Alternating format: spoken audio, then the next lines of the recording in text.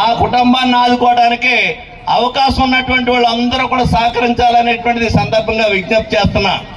దీన్ని అనవసరమైనటువంటి రాజకీయాలు చేయొద్దు, కానీ ఆ కుటుంబాన్ని ఆదుకోవడం అనేటువంటిది మాత్రం అవసరం. 2 పిల్లలు, 3 అన్నదమ్ములు, ఎవ్వరూ కూడా రూపాయి తెచ్చేటువంటి పరిస్థితి లేదు ఆ కుటుంబానికి. ఆ కుటుంబం నుంచి ఇక మన రంగనాథ్ గారి ఊరు పక్కనేమో వాళ్ళది, రంగనాథ్ గారి ఊరు పక్కనే. మొన్న నేను ఆ ఊరు వెళ్ళినప్పుడు చెప్తున్నారు వాళ్ళందరూని.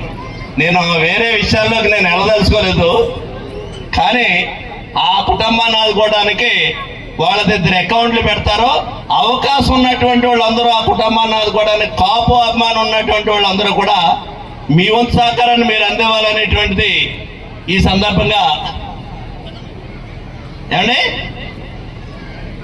సరే అది ఎంత అనేటువంటిది మనం చెప్పక్కర్లేదు, కానీ ఆ విధంగా మీరందరూ ముందుకు వచ్చినట్టయితే మన సంఘం ఎంత ఐకమత్యంగా ఉంది. పేదవాడి పట్ల సంఘం ఏ రకంగా